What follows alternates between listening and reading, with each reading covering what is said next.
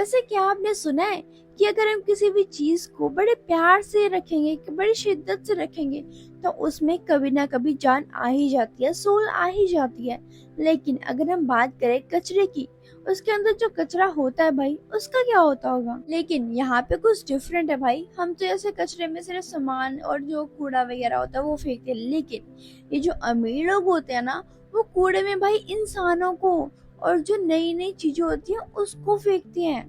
तो ये स्टोरी बहुत ही इंटरेस्टिंग होने वाली है, तो जरूर से देखना। लेकिन अगर आप मेरे चैनल पर नए हो तो मेरे चैनल को सब्सक्राइब कर लेना एंड बेल आइकन को प्रेस करना मत भूलना। चलो स्टार्ट करते हैं।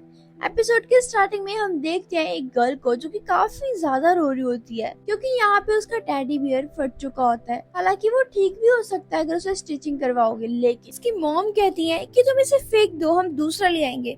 हालांकि वो गर्ल काफी रोती है, लेकिन उसकी मॉम तो मानती ही नहीं है भाई। इस शहर का सारा कचरा सिर्फ एक ही जगह पे इकट्ठा होता है। हालांकि यहाँ पे तो इंसानों के साथ भी ऐसा किया जाता है। कैन यू इमेजिन यार, सच में। तभी हम देखते हैं यहाँ पे कचरे की फैक्ट्री में एक गार्ड को जो कि घूम रहा होता है। तभी उसे एकदम से एक आवाज आती है। तभी वो एक कमरा होता है वहाँ पे, उसके अंदर झांक के देखता है। वो गार्ड नोटिस करता है कि यहाँ पे कचरे के बीच में कोई बैठा हुआ है, और जैसे लग रहा था कि वो शायद कचरे से कुछ ढूंढने की कोशिश कर रहा है। तभी ये गार्ड तो भाई अपनी गन्स को उठा लेता है और उसकी तरफ पॉइंट करता है और कहता है, वहीं पर रुक जाओ, अगर तुम हिले तो मैं तुम्हें शूट कर दूंगा। लेकिन उस पर्सन को तो जैसे कुछ सुन ही नहीं रहा होता, वो तो इग्नोर मारता है भाई, वो तो कुछ रिएक्ट करता ही नहीं है। ये देख के तो गार्ड को गुस्सा आ जाता है और वो तो अलार्म बजा देता है। जैसे वो गार्ड उस पर्सन का फेस देखता है, वो कहता है, क्या तुम तो वही हो ट्रांसलेटर, क्योंकि हमारे यहाँ से सारा कूड़ा कर लेके जाके पूरे शहर में गंदगी फैलाते हो। तभी यहाँ पे अलार्म तो बजी थी भाई। तभी यहाँ पे काफी सारे गार्ड्स आ जाते हैं और उसकी चारों तरफ उसको घेर लेते हैं। भाई वो पर्सन तो भाई इतना ज्यादा तेज होता है, वो अपना कूड़े वाला बैग उन गार्ड्स की तरफ फेंकता है। भाई वो तो वेस्ट टनल के थ्रू बाहर निकलने की कोशिश करता है। हालांकि गार्ड्स देख लेते हैं और उसके ऊपर तो नॉन स्टॉप गोलियां चला रहे होते हैं भाई, नॉन स्टॉप छल्लों की तरह गूंज रहे होते हैं एकदम। लेकिन वो भी कुछ कम नहीं था भाई, वो तो सभी के सभी बुलेट्स को डॉज कर लेता है। कह सकते हैं कुछ तो बात है इसमें। तो काफी ज्यादा फुर्तीला होता है भाई, वो अपनी फुर्तीलीपन यूज करके बाहर निकल तो जाता है, लेकिन उसके पैर में थोड़ा सा कट लग जाता है, जो कि उसको बहुत पेन हो रहा होता है। फाइनली यहाँ पे ट्रांसलेटर एक और बार बच के निकल जाता है। तो गाइस, यही अपने गाचिया कुत्ता का मेन कैरेक्टर, जिसका नाम है रूडो। उसके बाद हम देखते हैं यहाँ पे अमीर ज़ादों का घर। भाई वो तो सच में बहुत ही ज्यादा क्लीन और यूनिक सा लग रहा होता है, और यहाँ पे तो सभी के सभी अमीर ज़ादे रहते हैं भाई, सच में। यहाँ पे दूसरी तरफ हमें दिखाया जाता है कि भाई यहाँ पे एक साइड होती है अमीर ज़ादों की फैमिली, मतलब अमीर ज़ादे रहते हैं वहाँ पे, और दूसरी साइड में होते हैं सभी के सभी मतलब गरीब ज़ादे, जिनके पास ना ही टाइम सर खाने के लिए कुछ होता है और ना ही रहने के लिए घर होता है। मतलब काफी गरीब होते हैं वो लोग। उन्हीं में से एक पर्सन होता है जो कि जिसके बाल बहुत ज्यादा खिल रहे होते हैं, और वो भी काफी ज्यादा गंदा लग रहा होता है, क्योंकि भाई यहाँ पे अमीर ज़ादों की फैमिली या अमीर ज़ादे रहते हैं, उनको ऐसे पर्सन तो बिल्कुल पसंद नहीं होते। वो तो आपस में बातें करने लग जाते हैं कि यार ये कहाँ से आ गया। यहाँ पे अमीर ज़ादे गरीब ज़ादों को ट्राइब कहते हैं और कहते हैं कि ये आखिरकार ये आया कैसे यहाँ पे। तो हम बात करते हैं रूडो की। भाई वो तो यहाँ पे अमीर ज़ादों के कचरों में से मतलब काफी सारे सामान उठा के यहाँ पे वो रहता है, वहाँ पे जाके वो चीजें बेचता है।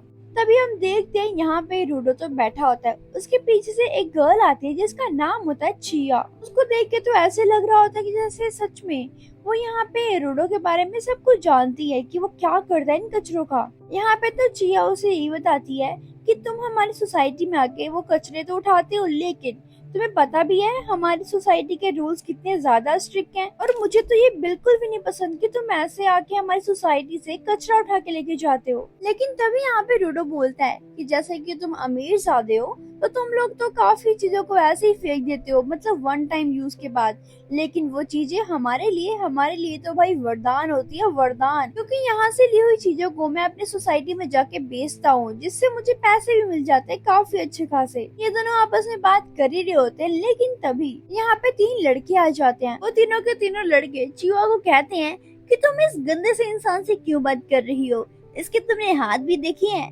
ऐसे लगता है कि जन्मों से इसने हाथ भी नहीं धोए और नहाया तो पता नहीं काफी सालों से नहीं होगा। यहाँ पे रूडो के तो हाथ में जो ग्लव्स होते हैं भाई वो सच में बहुत ही ज्यादा गंदे हो गए होते हैं, लेकिन यहाँ पे रूडो तो उन्हें फिर भी नहीं उतारता।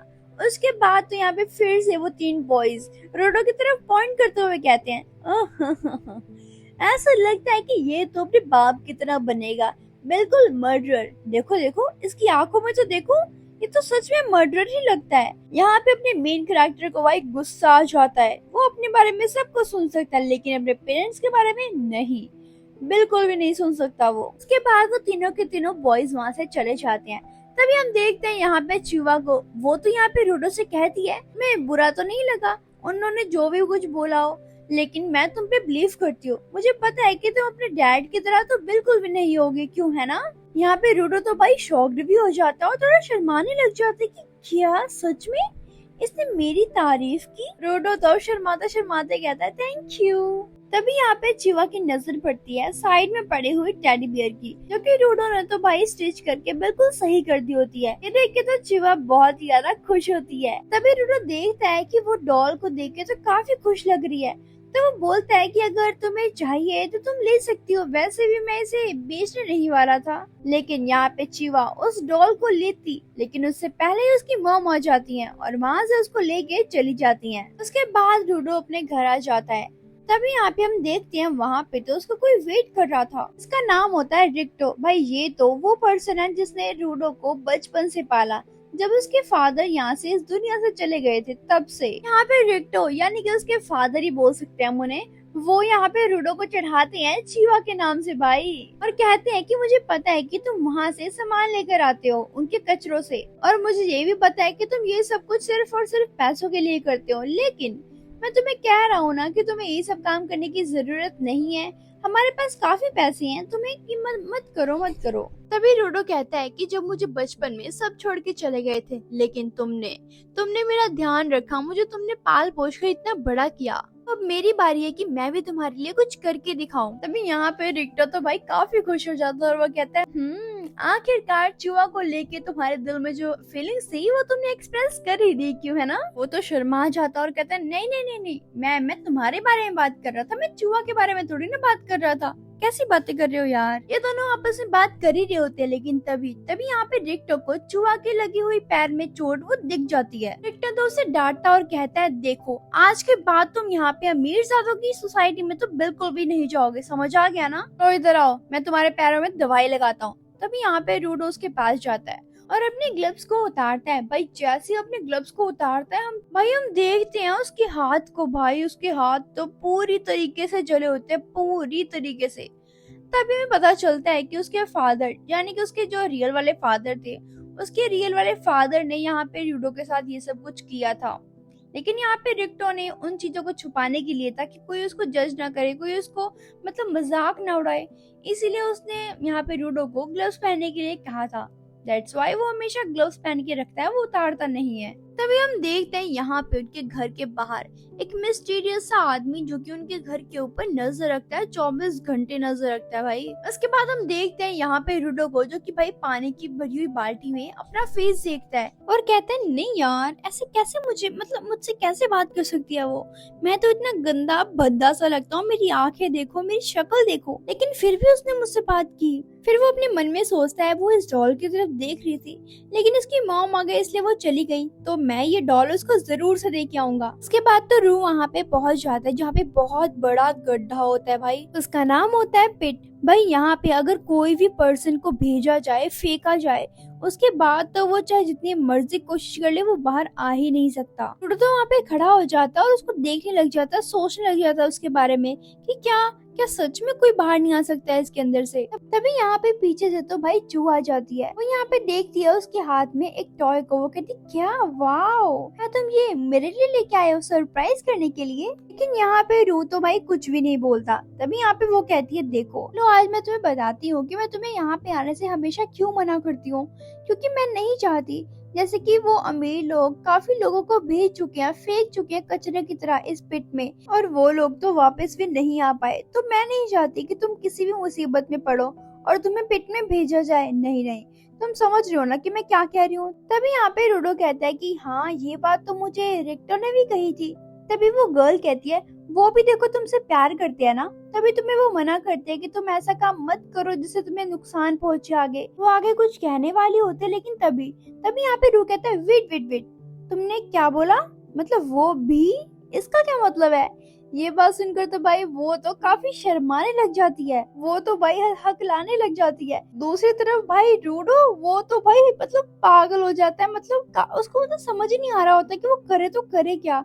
कभी इधर जाता है, कभी उल्टा लेट जाता है, वो पता नहीं क्या करता है। तो आखिरकार वो अपने आप को संभालता है। आखिरकार फिर रूडो उसको अपना टॉय निकालता है और उसको देता है और कहता है कि मैंने इसे ठीक कर दिया है। चाहे तुमने इसे कूड़ा समझ के पहले फेंक दिया था, लेकिन अब ये बिल्कुल ठीक है, तो तुम इसे अपने पास रख सकती हो अगर तुम्हें चाहिए तो। यहाँ पे जुआ तो कहती है कि यार मुझे ये टॉय तो बहुत पसंद है, लेकिन मेरी मॉम ने फेंक दिया था, तब तो मैं बहुत ज्यादा रोई भी थी, लेकिन फाइनली तुमने मुझे सही करके दे दिया। थैंक यू सो मच यार, मैं तो उसे हमेशा अपने पास रखूंगी।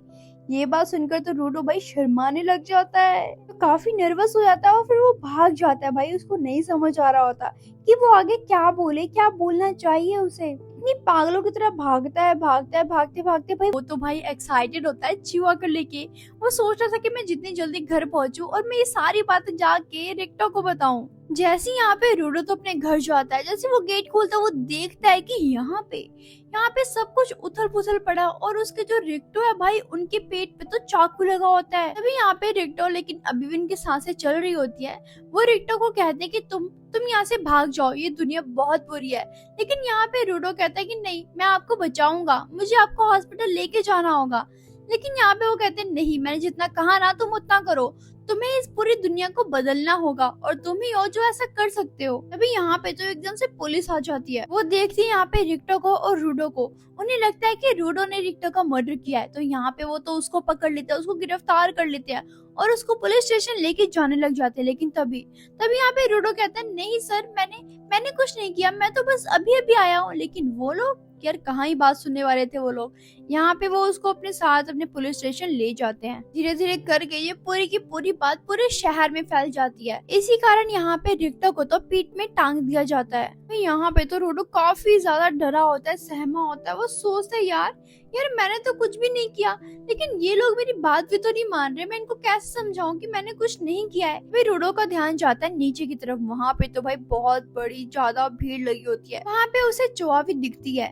यहाँ पे तो बेचारी चुहा का तो भाई दिल ही टूट जाता है। वो कहती है यार, इससे मैंने एक्सपेक्ट नहीं किया था कि ये ऐसा कुछ करेगा।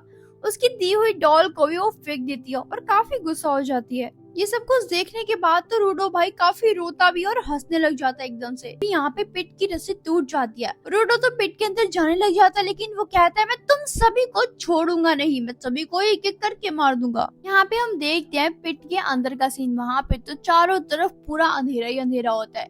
यहाँ पे रूडो तो पूरे के पूरे कचरे के ढेर के ऊपर लेटा होता है। जैसे वो उठता है वो देखता है यार यहाँ पे तो चारों तरफ सिर्फ कचरा ही कचरा है। उसके बाद तो यहाँ पे एकदम से पीछे से एक बहुत ही बड़ा जानवर सा आ जाता है। भाई उसके पैर, उसका मुंह इतना बड़ा होता है। वो तो भाई पूरा का पूरा कचरे से बना होता है। इसके बाद गाइस ये फर्स्ट एपिसोड यहीं पे खत्म होता है। अगर आप चाहते हो इसके आने वाला सेकंड एपिसोड को भी मैं एक्सप्लेन करूँ जैसे मैंने इस एपिसोड को किया, तो मेरी वीडियो में ज्यादा से ज्यादा 50 लाइक्स करवाना। मुझे कमेंट करके बताना कि ये एपिसोड आपको कैसा लगा और नेक्स्ट एपिसोड चाहिए तो मुझे कमेंट में रेड हार्ट भेजना और चैनल को सब्सक्राइब कर लेना, बेल आइकन को दबा लेना ताकि आप सभी को मेरी न्यू वीडियो की नोटिफिकेशन मिलती रहे, क्योंकि मैं रोज न्यू एनिमे एक्सप्लेन करती हूँ। सो बी रेडी।